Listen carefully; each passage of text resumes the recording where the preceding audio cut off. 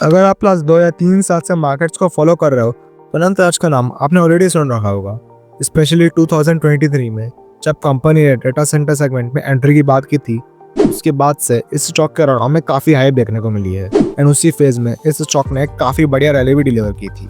लेकिन इस पिक्चर का एक दूसरा साइड भी है। लास्ट 7 ईयर में जब ओवरऑल मिड कैप और स्मॉल कैप स्टॉक्स में करेक्शन आया है, उसी दौरान अनंतराज के शेयर में भी हमें एक प्रेशर देखने को मिला है एंड आज की डेट में ये स्टॉक अपने ऑल टाइम हाई से लगभग 40% से ज़्यादा करेक्ट हो चुका है। अब यहाँ एक इम्पोर्टेंट सवाल आपके मन में ज़रूर आया होगा, या आखिर ऐसा चल के रहा है कंपनी के अंदर जो हमें इतना करेक्शन देखने को मिला है, और क्या है करेक्शन सिर्फ एक मार्केट करेक्शन का इफेक्ट है या फिर कंपनी के बिजनेस के अंदर कुछ ऐसी दिक्कत चल रही है जिसे हम एज इन्वेस्टर शायद इग्नोर कर रहे हैं। यहाँ से कंपनी का फ्यूचर कैसा हो सकता है, इसके बारे में बात करेंगे हम आज के इस वीडियो में। जहाँ सबसे पहले अगर हम इनके बिजनेस को समझे तो एक Delhi NCR based real estate developer है एंड इनकी एनसीआर रीजन में काफ़ी स्ट्रॉन्ग प्रेजेंस है, जहाँ कंपनी करंटली अलग अलग तरह के रियल एस्टेट प्रोडक्ट्स डेवलप करती है एंड करंटली ये मेजरली 2 बिजनेस वर्टिकल्स में ऑपरेट करता है।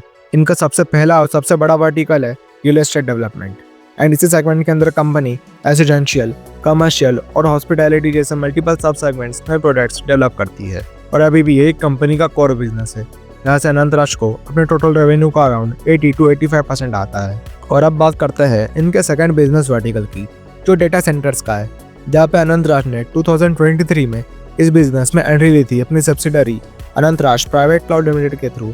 ये सेगमेंट कंपेरेटिवली थोड़ा न्यू है, लेकिन यहीं पर कंपनी को हायर मार्जिन मिलते हैं और अभी कंपनी का अराउंड 15 to 20% रेवेन्यू इस सेगमेंट से आता है एंड यही वो सेगमेंट है जैसे कंपनी को फ्यूचर में अच्छी ग्रोथ मिल सकती है। एंड इस बिजनेस में कंपनी डेटा सेंटर्स बिल्ड और ऑपरेट करती है और अपनी क्लाउड सर्विसेज, डेटा स्टोरेज और डेटा हैंडलिंग इंफ्रास्ट्रक्चर को डिफरेंट कंपनीज को ऑफर करती है। इस सेगमेंट में कंपनी ने मल्टीपल स्ट्रेटेजिक पार्टनरशिप्स भी की है ताकि एग्जीक्यूशन और क्लाइंट एक्विजिशन दोनों स्ट्रॉन्ग रहे। अगर रिसेंट डेवलपमेंट्स की बात करें तो कंपनी ने अनाउंस किया है कि वो 2030 तक डेटा सेंटर कैपेसिटी एक्सपांड करने के लिए अराउंड 17,000 करोड़ का इन्वेस्टमेंट करने वाला है एंड ये इन्वेस्टमेंट्स मेजरली हरियाणा और आंध्र प्रदेश रीजन में होंगे। और इसी कॉन्टेक्स्ट में लास्ट मंथ कंपनी ने आंध्र प्रदेश में 4,500 करोड़ के इन्वेस्टमेंट का अनाउंसमेंट भी किया था, जो क्लियरली दिखाता है कि मैनेजमेंट अपने डेटा सेंटर बिजनेस को लेकर काफ़ी अग्रेसिव और कॉन्फिडेंट है। इन सब पॉइंट्स से हम ये तो बोल सकते हैं कंपनी का बिजनेस ओवरऑल स्ट्रॉन्ग है और मैनेजमेंट भी अपने डेटा सेंटर बिजनेस को लेकर काफ़ी बुलिश दिख रहा है। तो अब आपको ये सवाल आया होगा कि यार स्टॉक में इतना करेक्शन देखने को क्यों मिला फिर। एक्चुअली इसके पीछे एक नहीं बल्कि काफ़ी सारे रीजंस का एक कॉम्बिनेशन था। जस्ट सबसे पहला और सबसे बड़ा रीज़न था आई थिंक वो ओवरऑल स्मॉल कैप और मिड कैप स्पेस में हैवी करेक्शन था।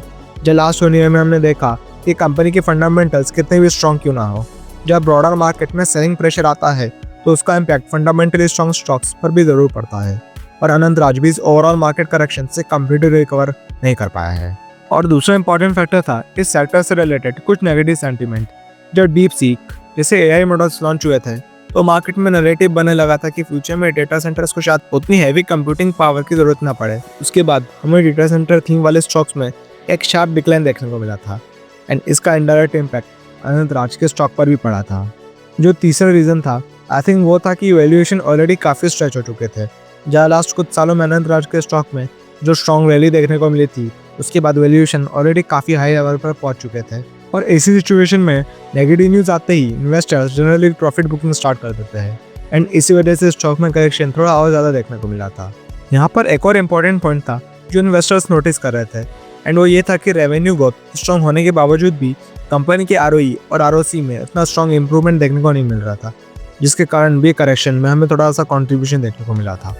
अब अगर हम कंपनी के नंबर्स की तरफ आए तो रिसेंट क्वार्टर में अनंतराज ने लगभग 631 करोड़ का टोटल रेवेन्यू जनरेट किया है, जिसमें ईयर ऑन ईयर बेसिस पर करीब 23% की ग्रोथ देखने को मिली है। वहीं अगर हम प्रॉफिट की बात करें तो इस क्वार्टर में कंपनी का प्रॉफिट लगभग 138 करोड़ रहा है, जहाँ ईयर ऑन ईयर बेसिस पर 30.79% की ग्रोथ दर्ज की गई है।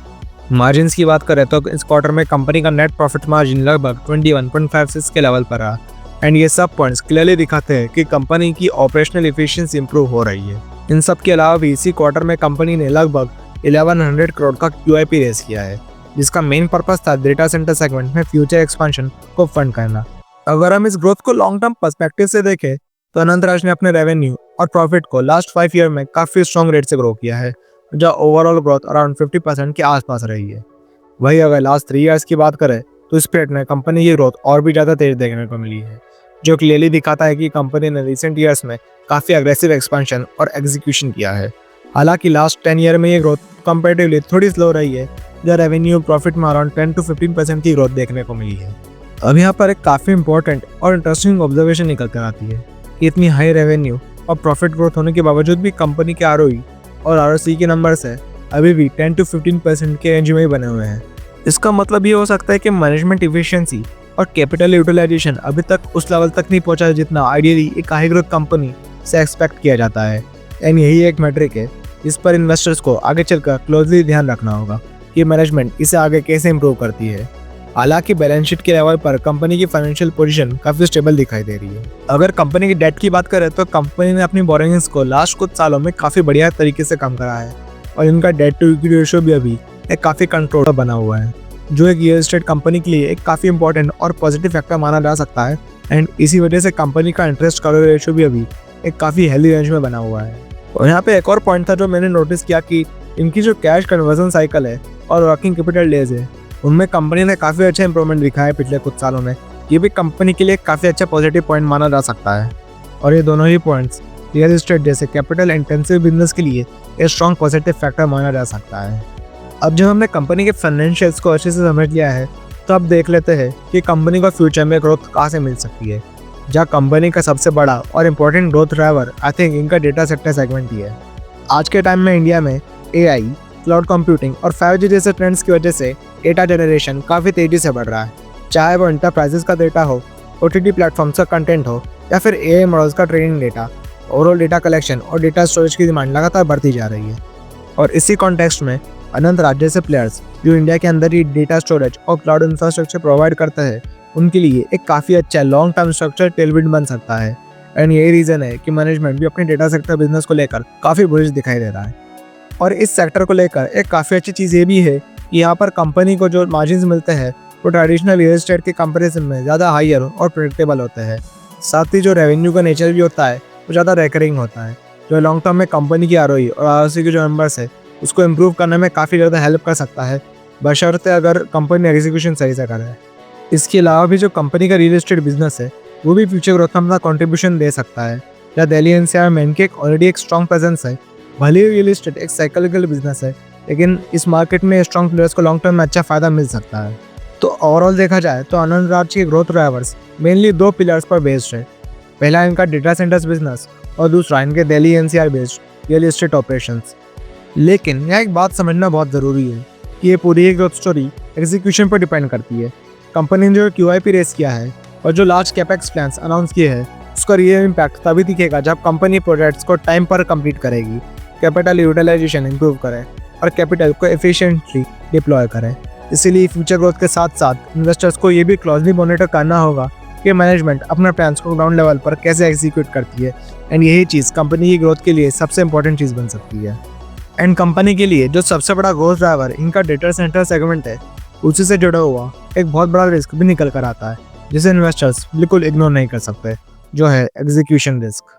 अगर डेटा सेंटर एक्सपेंशन के एग्जीक्यूशन में किसी भी टाइप का डिले या चैलेंज आता है तो इसका डायरेक्ट इम्पैक्ट कंपनी के बिजनेस और स्टॉक प्राइस पर पड़ सकता है, क्योंकि कंपनी इस सेगमेंट में काफ़ी हैवी इन्वेस्टमेंट कर रही है। और अगर इस सेक्टर में थोड़ा भी एग्जीक्यूशन स्लिप होता है तो मार्केट सेंटीमेंट तुरंत नेगेटिव हो सकते हैं और स्टॉक प्राइस में करेक्शन देखने को मिल सकता है।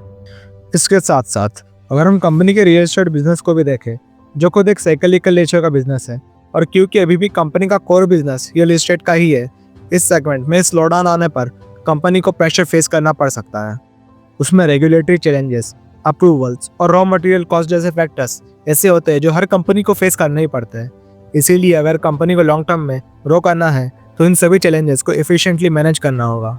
अगर हम इस ओवरऑल इंडस्ट्री आउटलुक की बात करें तो इंडिया का डेटा सेंटर सेक्टर आने वाले कुछ सालों में लगभग 14 to 16% के CAGR के रेट से ग्रो हो सकता है।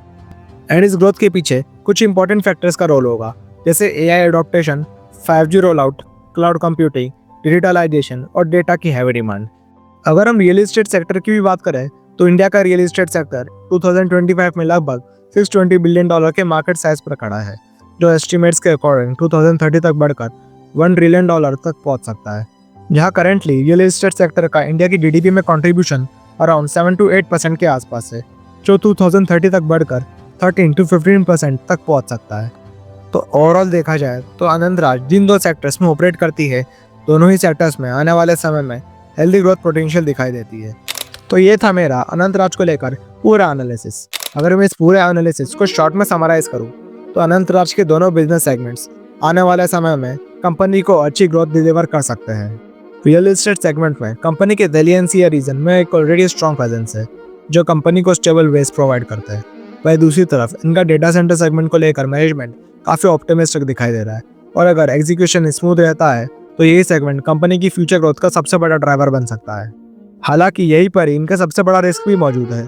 अगर डेटा सेंटर सेगमेंट में एग्जीक्यूशन डिलेस, अप्रूवल इश्यूज या यूटिलाइजेशन रिलेटेड प्रॉब्लम्स आती है तो लॉन्ग टर्म में कंपनी के बिजनेस पर प्रेशर आ सकता है, क्योंकि आने वाले सालों में अनंतराज की ग्रोथ काफ़ी हद तक डेटा सेंटर बिजनेस पर डिपेंड रहने वाली है। फाइनेंशियल्स के लेवल पर देखें तो कंपनी की पोजीशन ओवरऑल कंफर्टेबल दिखाई दे रही है। रेवेन्यू और प्रॉफिट को कंपनी ने पिछले कुछ सालों में काफ़ी अच्छे रेट से ग्रो किया है, और बैलेंस शीट में भी कोई मेजर रेड फ्लैग नज़र नहीं आता है। लेकिन एक कंसर्न है, वो है कंपनी का आरओई और आरओसी, जो अभी भी रिलेटिवली लो लेवल्स पर बने हुए हैं। अभी देखना इंपॉर्टेंट होगा कि मैनेजमेंट आने वाले समय में अपनी कैपिटल एफिशिएंसी को किस तरह इंप्रूव करती है। अगर इस स्टॉक को लेकर मैं अपना पर्सपेक्टिव दूं तो ये स्टॉक शॉर्ट टर्म इन्वेस्टर्स के लिए तो बिल्कुल भी नहीं है। और अगर आप एक लॉन्ग टर्म इन्वेस्टर हो और आपका इन्वेस्टमेंट टेन्योर कम से कम 5 या 7 साल का है और आप वॉलेटिलिटी और एग्जीक्यूशन रिस्क टॉलरेट कर सकते हो, तो अनंतराज को आप शायद होल्ड कर सकते हो। लेकिन ये स्टॉक स्मॉल कैप और मिड कैप इन्वेस्टर के लिए ज़्यादा सूटेबल है, जो हायर रिस्क के लिए हाई रिटर्न पोटेंशियल समझते हैं। लेकिन अगर आप एक लार्ज कैप इन्वेस्टर हो या फिर थोड़े कंजर्वेटिव टाइप के इन्वेस्टर हो, तो इस स्टॉक से आपको थोड़ा दूरी रहना चाहिए, क्योंकि कंपनी की ग्रोथ स्टोरी इसके डेटा सेंटर एग्जीक्यूशन पर काफ़ी ज़्यादा डिपेंडेंट है। और मैं पहले क्लियर कर देना चाहता हूँ कि इस वीडियो में जो मैंने एनालिसिस करा है वो सिर्फ मेरा एक पर्सनल ओपिनियन है, एंड इस स्टॉक को लेकर आपका पर्सपेक्टिव थोड़ा अलग हो सकता है। इसलिए इस स्टॉक या किसी भी स्टॉक या म्यूचुअल फंड में इन्वेस्ट करने से पहले अपनी खुद की रिसर्च ज़रूर कर लेना, और अपने फाइनेंशियल एडवाइजर से एडवाइस लेना मत भूलना। और अगर आपको ये वीडियो यूजफुल लगा हो तो इसे लाइक ज़रूर कर देना, और ऐसे ही क्वालिटी फाइनेंस कंटेंट के लिए चैनल को भी सब्सक्राइब करना मत भूलना। आप नेक्स्ट वीडियो किस कंपनी पर देखना चाहते हो, आप हमें कमेंट सेक्शन में बता सकते हो। मैं मिलता हूँ आपसे नेक्स्ट वीडियो में। Happy learning, happy investing.